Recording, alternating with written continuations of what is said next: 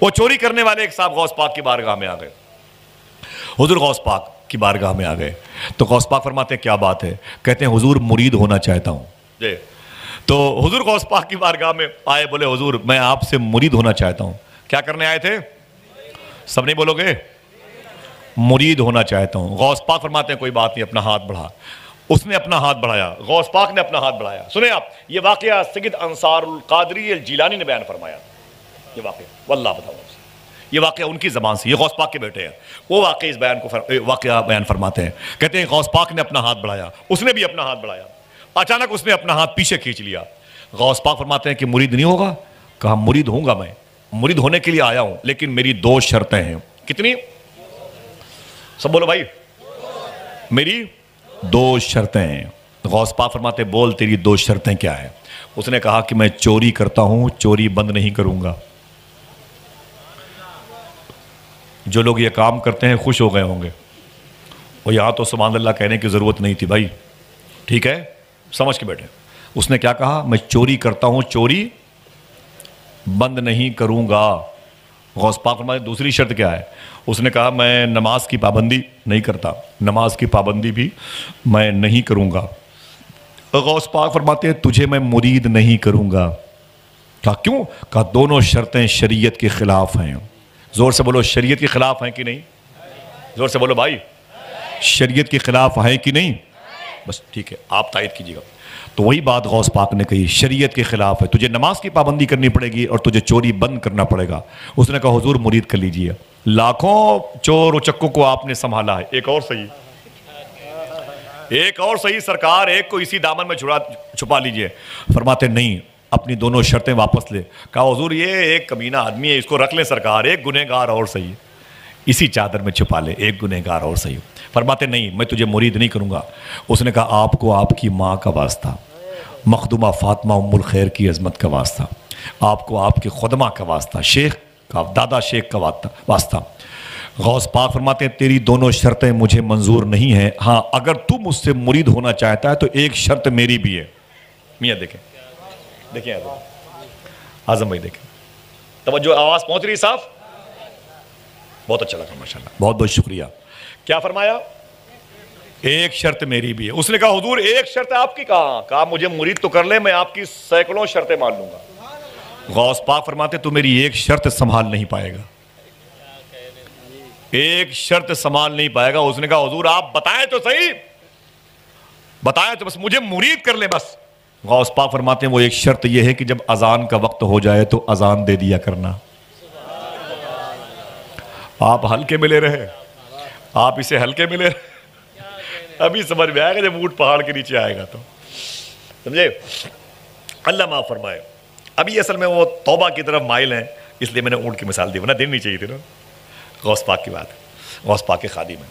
استغفر اللہ کل ذنوبی یا ستار یا غفار، بحق شیخ عبد القادر جیلانی فرماتے ہیں کہ جب اذان کا وقت ہو جائے تو اذان دے دیا کرنا۔ اس نے کہا بس؟ کہا بس۔ کہا بالکل میں نے قبول کیا، کمپرومائز کیجیے، آپ معاہدہ ہو گیا، مرید کیجیے۔ غوث پاک نے اسے مرید کیا۔ اب وہ گھر چلا آیا، گھر آیا تو 4 دن تک اپنے گھر میں تھا۔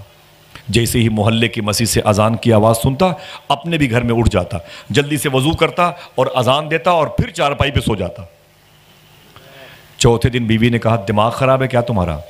کیا ہوا؟ کہا لے دے کے اذان کے پیچھے پڑے ہوئے ہو، اذان دینے کا بڑا شوق ہے تو مسجد میں چلے جاؤ، اور اذان ہی تک کیا معاملہ ہے بھائی، نماز پڑھو۔ بولے تمہیں نہیں پتا میں نے کس سے کمپرومائز کیا ہے، تمہیں نہیں پتا میں نے کس سے، زور سے بولو کس سے میرا معاہدہ ہوا ہے، تمہیں پتا نہیں ہے میں نے کس سے کمپرومائز کیا ہے۔ اللہ اکبر، اللہ اکبر، اور اذان پر کمپرومائز کیا ہے ابھی۔ تو کہا کس سے کیا ہے؟ کہا چپ رہو، تم ادھر مت جاؤ، یہ چیپٹر تمہارے لیے کلوز ہے، بند ہے۔ کہا یہ بتاؤ کہ گھر ہی میں لیٹے رہو گے کہ چوری ووری کرو گے؟ اور بیوی تو ان کے راز کو جانتی تھی، وہ گھر میں لیٹے رہو گے، چوری ووری کب جاؤ گے بھائی چوری کرنے کے لیے؟ میرے شوہر کب چوری کرو گے؟ یہ گھر میں کھانے وانے کچھ نہیں ہے۔ اس نے کہا میری بیوی وہی تو سوچ رہا ہوں کب نکلوں کہ بیچ میں اذان کا وقت نہ آئے، بیچ میں آئے کا اذان کا، بیچ میں اذان کا وقت نہ آئے۔ بیوی نے کہا کہ سوچو، کوشش کرو اور سفر کرو، پریکٹیکل طور پر نکلو، کچھ کرو۔ تو عشاء کی اذان دی، بولے ابھی سے فجر کے وقت کافی گیپنگ رہتی ہے، کافی گیپنگ ہے، اور نکل گیا، اور فجر کی اذان بہت دیر میں ہوتی ہے، نکل گئے اور گئے تو بغداد شریف شہر میں ایک اونچے محل کے پیچھے کی طرف چلے گئے، رسی پھینک کر کے اس محل کے آنگن میں اتر گئے. دیکھیں سلمان، آنگن میں اتر گئے.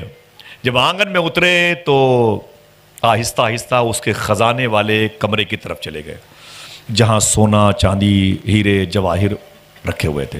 اندر گئے، روشنی کا انتظام کیا، اور روشنی کے انتظام کے بعد وہ جو ہے جب زیورات کو دیکھتے ہیں تو بھئی زیور ہے، کوئی لکڑی نہیں ہے، پتیاں نہیں ہیں کہ اسے ٹھونس ٹھونس کے بھر لیا جائے، وہ سنبھال کے اٹھانا ہے، سنبھال کے رکھنا ہے.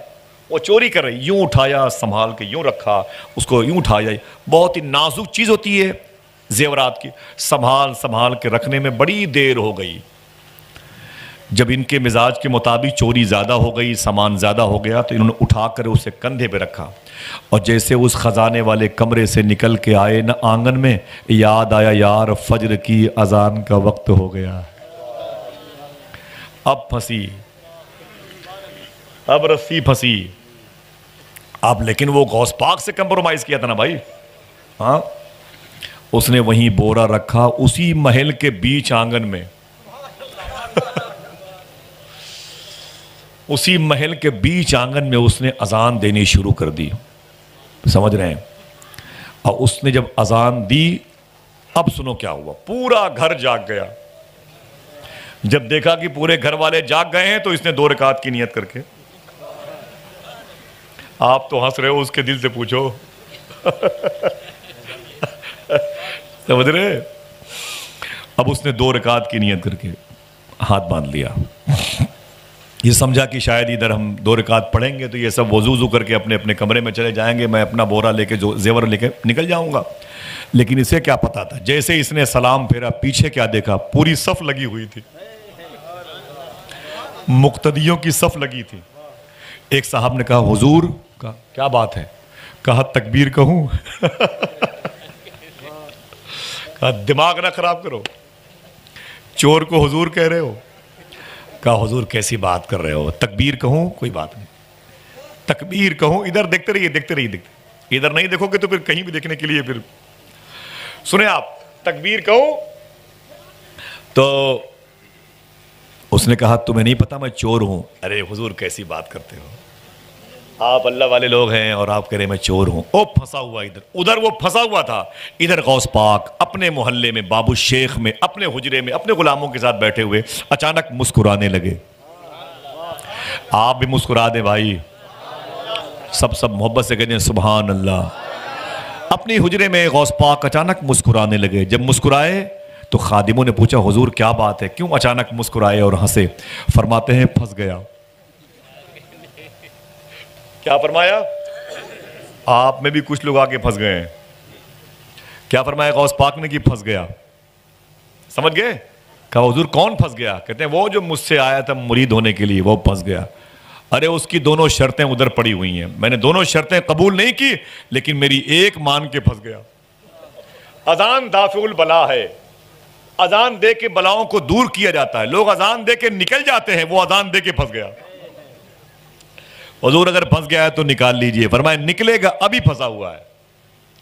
ادھر کیا ہوا، وہ جو مقتدی تھے پیچھے بولے حضور تکبیر کہوں؟ دماغ نہ خراب کرو، میں پھنس گیا ہوں یار، میں تو کمپرومائز کر کے پھنس گیا ہوں. اب مجھے لگ رہا ہے یار یہ تو نقصان ہے اس میں. حضور کیسی بات کمپرومائز کی، ادھر ادھر کی کر رہے ہیں. تکبیر کہوں؟ سورج نکل آئے گا. کہا سورج نکل آئے گا.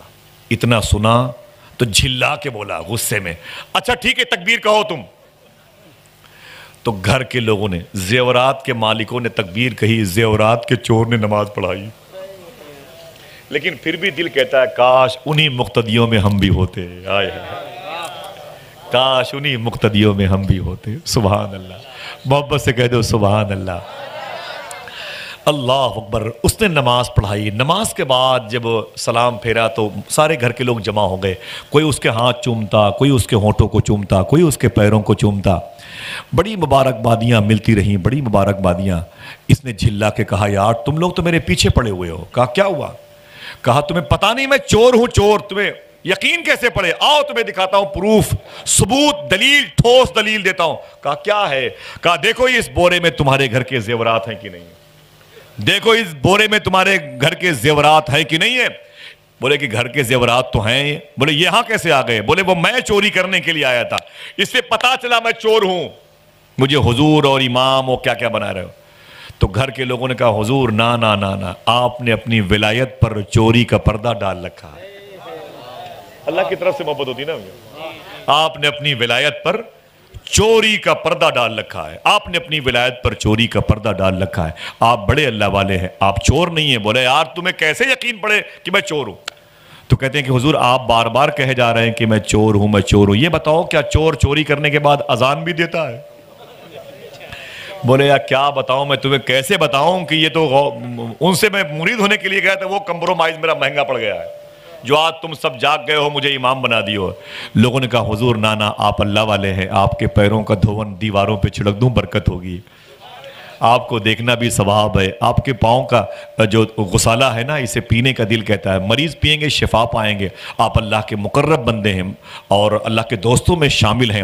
لوگوں نے جب ان کا ہاتھ پاؤں چومنا شروع کیا تو رو کے انہوں نے کیا کیا، اپنے دونوں ہاتھ جمع کھڑے کیے سے، دونوں ہاتھ جوڑ کر کے غوث پاک کے محلے کی طرف کھڑے ہو گئے منہ کر کے، اور ایک جملہ کہا، یوں ہاتھ جوڑ کے یوں جملہ کہا، مان گیا شیخ عبد القادر مان گیا۔ ہاتھوں کو اڑا کے بولو کیا کہا؟ مان گیا شیخ عبد القادر مان گیا، مان گیا شیخ عبد القادر مان گیا، مان گیا شیخ عبد القادر مان گیا۔ ایک دن فجر کی نماز پڑھی ہے تو اتنے لوگوں نے میرا احترام کیا ہے، اگر 5 وقت نماز کی پابندی کروں گا پورا شہر میرا احترام کرتا ہوا نظر آئے گا۔